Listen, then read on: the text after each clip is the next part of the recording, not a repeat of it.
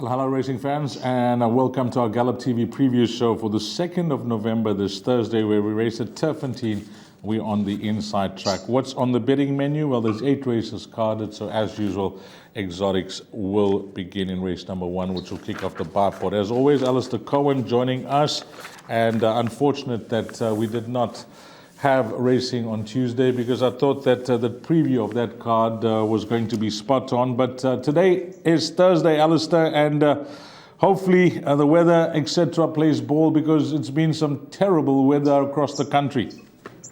Yeah, it's been really cold in Joburg this week, Dees, but thankfully on Wednesday morning there was a break in the clouds, a little bit of sunshine around, a bit warmer, which is also most welcome. So, yeah, we should be all good for this Thursday meeting. And, you know, when they called the race meeting off on Tuesday, I thought, well, that's a little bit premature, because I don't think we've had quite enough rain. But ultimately what happened after they called off the race meeting, I mean, it would have just been a waste of everyone's time. So credit where credit is due, but we should have no issues with this. I mean, obviously I'd expect this thing to be out of the ground, which is going to do more good than harm at this early stage of the season. But as for this card, I did prefer Tuesday's card, I must confess. A couple of scratchings on this card that perhaps levels it out a bit. Silver Sanctuary and Beamanesque, sadly non-runners on this card. I was looking forward to seeing them go around, but we'll make do with what we got. Okay, let's begin. The bar pot begins at 12:35, 1,600 meters. As always, horses in single figures. Number 2 at 4-1. 3 at 12-1, 4 at 6-1, 6 at 11-2, and 9 is at 7-2. And the only mover for the entire race card, Anti-Post, comes up in race number 1, Phoenician Moonlight, Paul Peters' runner. That opened up 12-1, snapped up into 8-1. I think that the best way to kick things off, we'll say, is there anything that's worth a go on the head here, or are we playing trifectas and quartets and looking for horses in the bar pot? I think we need to play trifectas and quartets in race number 1 on the card, D's. You know, I think it all comes down to the form behind Vit Blitz, if I'm honest. And there's obviously a line with a Peter yard with Vit Blitz, you know, coming out of that yard, Venetian Moonlight being trained by the Peters as well. So there's probably some sort of line and maybe a little bit of substance to the fact that there has been a bit of money for number 10, Venetian Moonlight. But I don't like her form lines, being beaten by Flying Broomstick and Southern Style, and then last time when trying a mile for the first time, also falling flat on her face. I don't see enough there to be convinced. Courageous has got a slightly dicey draw, and there's not much between her and Heart Peaks. In fact, the draw reversals completely turned around. This time Heart Peaks has got a nice draw compared to her bad draw last time, and Courageous has got a deeper draw. But she moved up a winner last time, did Courageous. She was in the pink of health, and the expectations were that she had run her best race despite being disappointing at Hollywoodbets Greyville the time before. So I think the race revolves around those two. I mean, I'd like to see Crystal Maiden go over an extended distance, you know, dropping back in 1,600 meters doesn't fill me with much confidence. And then also this horse number 9, Springer. Raymond Danielson takes the ride for Roy Magna, her last run to Tamil Tigers, who ran nicely in the Hersery 9 Starling Stakes on Saturday. She's got to be a player, so I expect the winner to come from those 3, 2, 3, and 9. Hearts with Courageous, but I think Heart Peaks is going to get right in there. 2, 3, and 9. Alistair's numbers here, race number 1. Play around those numbers for that trifecta and quartet, and of course, and I think all 3 must inclusions for that bar pot. The place accumulator begins in race number 2, and this is over 1,000 meters. It's a graduation plate, and we often go to the best weighted column when it comes to this. But firstly, betting, and there will be adjustments. So I'm not going to read out the betting, because I think there'll be serious adjustments here, Alistair. I took the betting out when number 7, Beamanesque, was not a scratching. So in this race, numbers 6 and 7 are out at the time of recording. Have a look at the betting for those adjustments, because Beamanesque was an 11-10 shot. 6 runners go to post. Now, Alistair, I think everything points to one horse, and I hope you're as confident as I am, because Pure Predator from the Fani Broncos stable, you know, just the way Fani has raced this individual as a young horse possibly tells you what he thinks of him. And those are all the feature races as a young juvenile against the best of his generation. Does this open the door now for number 3, Pure Predator, in this 1,000-meter trip? My initial numbers here, these were 1 and 7. Now, obviously, with Beamanesque out, I'm defaulting to number 1, Swing Up on the Star. But yes, to answer your question, it most definitely opens up the door for number 3, Pure Predator. First run is a gelding, good runs to Main Defender and Sandringham Summit. I don't think there's any doubt that along with those two and Taylor the Comet, that they are the 3-year-old colts in the country to keep a very close eye on. So if Pure Predator can get that close throughout the end of last season, through the winter, then that's got to be pointing number 3, Pure Predator, as a big runner. But I think the more established horse, only giving half a kilo, despite coming off a layoff, I think it might be advantage Swing Upon a Star just this time. I'm excited to see him go around again, because he went very, very close on Gold Cup Day as a 2-year-old when finishing when just beating Sun Blushed. It's been a bit stop-start for Sean Terry. Peter Sundin Pauli takes a ride. The best weighted column points in his direction. As far as the PA goes, I will be most disappointed, and I'd actually be baffled if he missed the first 3. But I have a lot of time for number 3, Pure Predator. He probably is the right one in the race with Beamoness coming out. And also watch out for this horse, Ziyasha. There's something to like about Ziyasha. It's a big step up in class, but the way that he beat Don Guerrari at Hollywoodbets Greyville last time, he's got a couple of gears, this horse, so it wouldn't surprise me to see him quite a long way on in his career in a few months' time.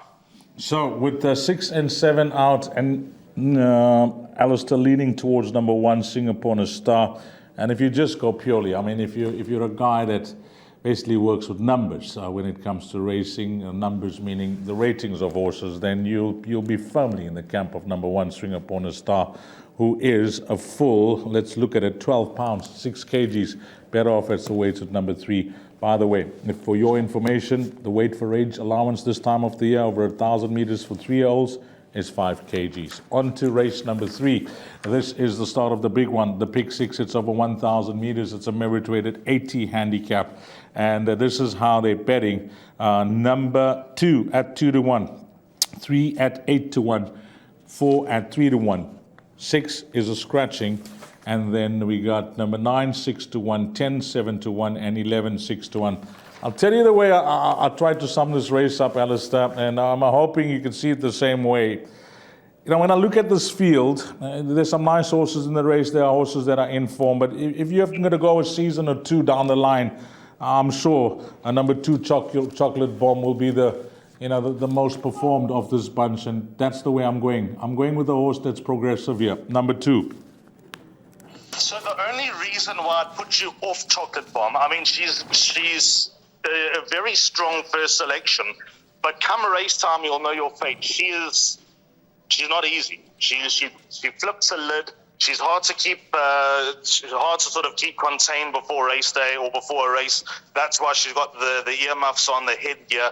So if she blows her lid before the race, then you might be forced to look a little bit wider. So from a PA perspective, in fact, never mind that, from an exotic perspective, as far as I read the race, all things being equal, no race, Chocolate Bomb should come out on top here, exactly for the reason that you've given. I think he's got a lot of ability, but he can do funny things. So if he does go awry, and I mean, with him, it's first or last, really, with Chocolate Bomb. If he does, and I think the horse number 10, In the Ether, could be a little bit of value at 7-1. I don't think in a million years In the Ether is as good as Chocolate Bomb, despite the fact that she's conceding 9.5 lengths, obviously from a lightly raced 3-year-old. But she's banging on the door. I liked her last run when she was a little bit slow away. Grant Maroon's yard looks like they're coming to hand. The draw's obviously a bit of a concern, so she'll need a bit of luck in running, but her running style suggests that she'll drop in. All I'm saying is Chocolate Bomb should win, but if things go wrong, they will go totally wrong, and In the Ether could be the one to pick up the pieces. So touch wood, everything goes according to plans for Chocolate Bomb.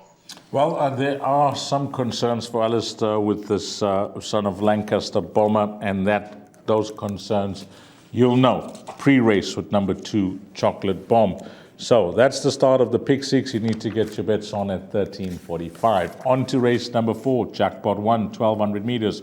It's a middle stakes. How they're betting here? Well, let's go. Number 4 at 7-2. Number 6 at 5-2. And then we have horse number 8 at 9-2 and 9 at 18-10. So this is race number 4. How many horses are you willing to include here in your place accumulator, which is your suggested bet? I've got 2 here, Dees. I've got number 6 Cosmic Star and 8 See an Enemy with a strong inkling for See an Enemy dropping in distance. For the reason that the mare is a Grade 1 winner is a sprinter. That could be the office here. And also, she's lugged around heavy weights in her career. Now she comes in with 52.5. I know she takes on boys. She takes on a nice field as well, some well-established horses that might be upwardly mobile, or horses that have achieved a lot more than her. But I think number 8, See an Enemy, might show a little bit of life here. So I make her the each-way play in the race, number 8, See an Enemy. I think number 6, Cosmic Star, ought to be a big runner here. He's got a good turn of foot. I remember when Keegan DeMello rode him in the Vaal Classic track, and I even said in the interview, I said, Keegan, you hit the front so early. He said, you have no idea how well this horse was traveling. So that's what he can do. He hasn't won since then. That is a little bit of a worry. But he's held form to some nice horses. Cliffhanger last time out.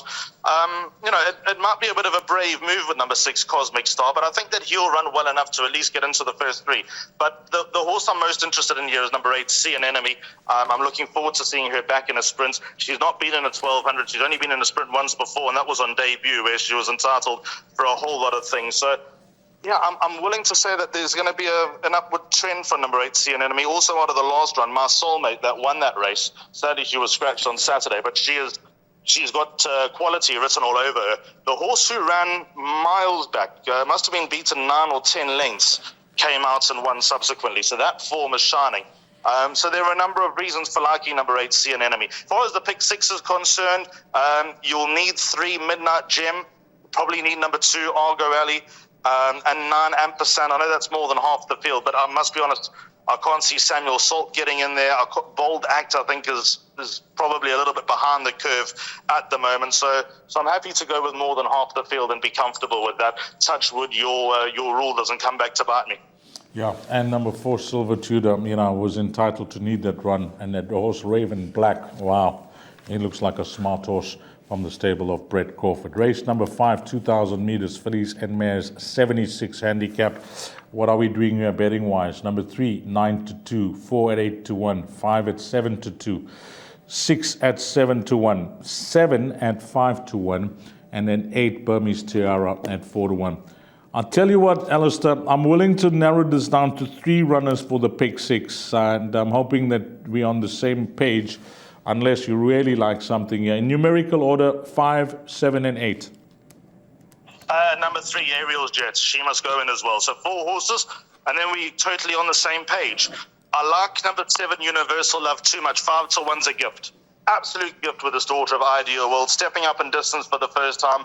Look at her last run. I know that the pace was crazy on that occasion. It looks like she made up a ton of ground. I suppose the leader had to come back. It's a little bit of a worry that Carnello, who was rated 50-something, won that race, but this filly's been crying for distance, and here she goes distant for the first time. The family all go a trip. She's related to also Jacques Stratham trained, who made its way down to Durban for the Gold Cup about 5 years ago. Shannon Devoy always rode number 7, Universal, the sister to Universal Love. The name just escapes me at the moment, but for me, in the PA, I can't see her missing. I think the price of 5 to 1's a very generous price, and I think number 7, Universal Love, will be a very, very hard horse to beat. Ariel Jet, upwardly mobile as well. 5, Ideal Future, keeps defying the handicapper.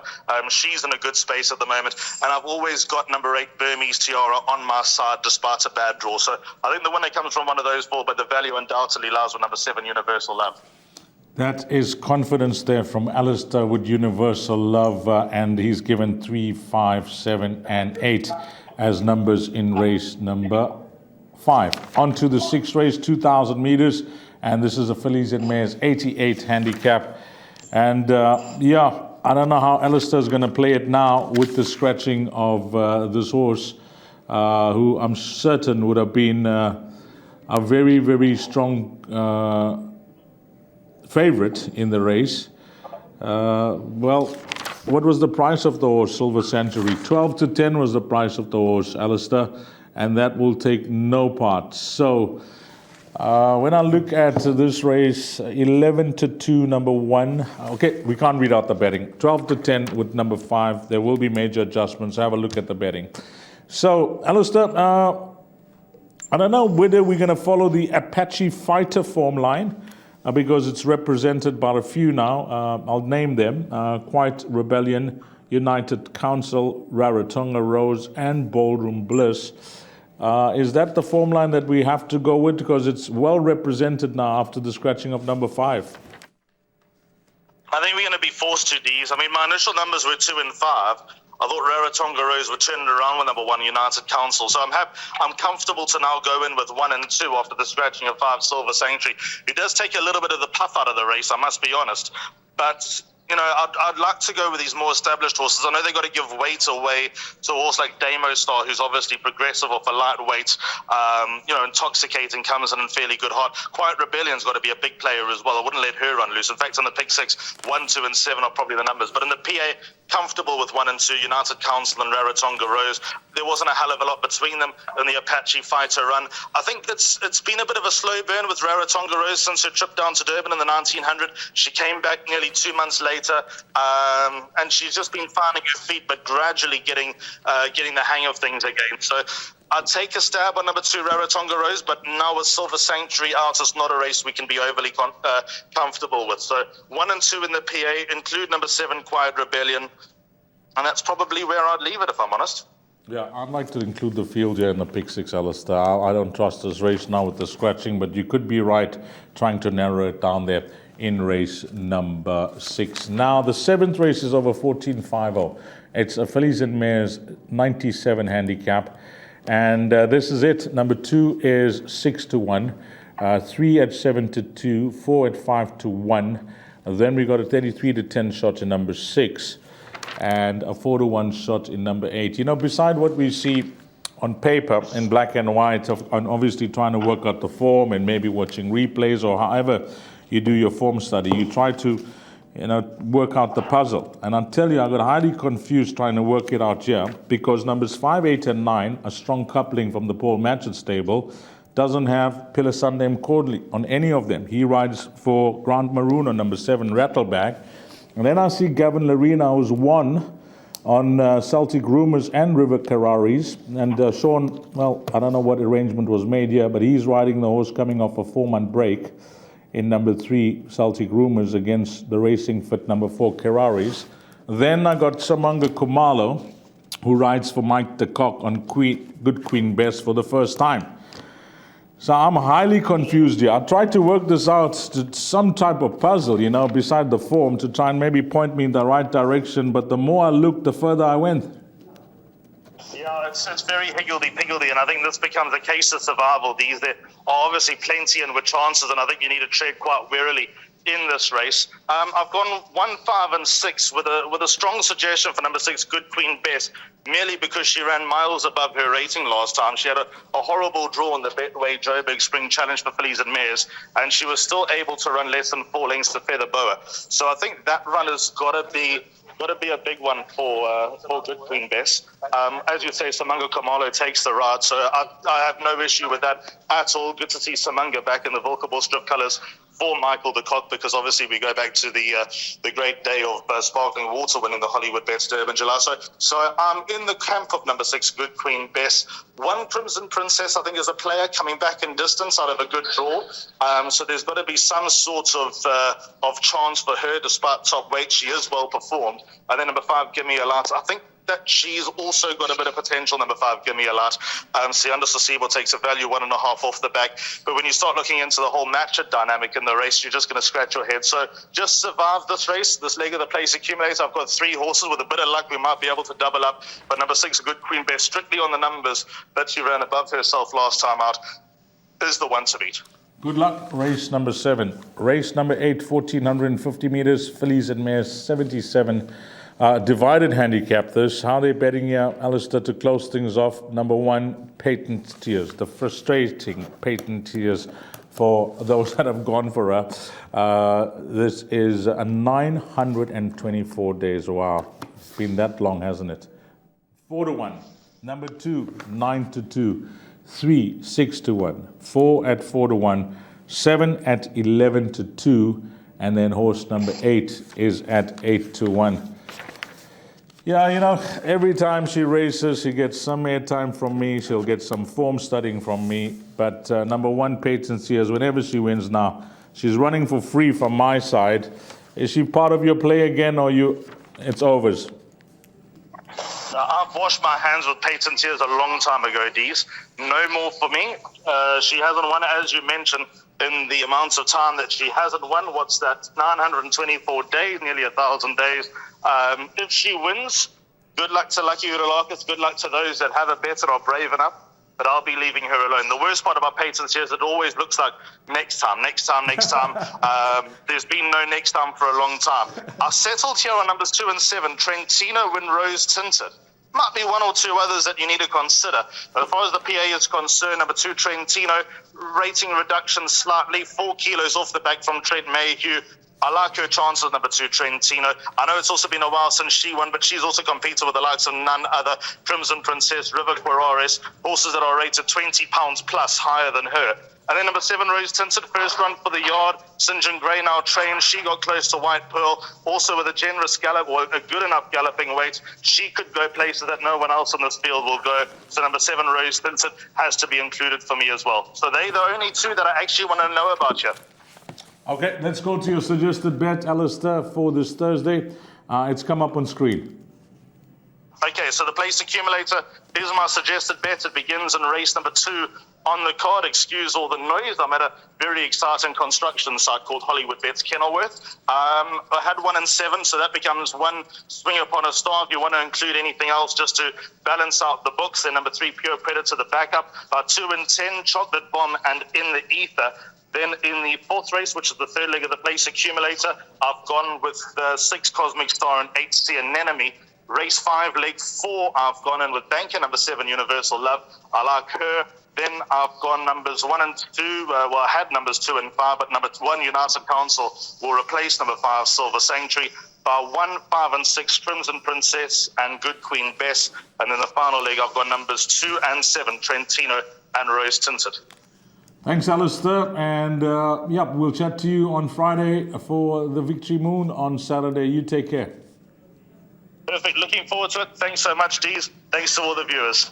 Thanks to Alistair Cohen. Thanks to the Gallop TV team and from myself, Dees Diana. Well, hopefully it turns out to be a good day for you on this Thursday, where we race at Turffontein on the inside track. Have a blast, make a huge profit, and until we meet again, you take care. Salani Gashle.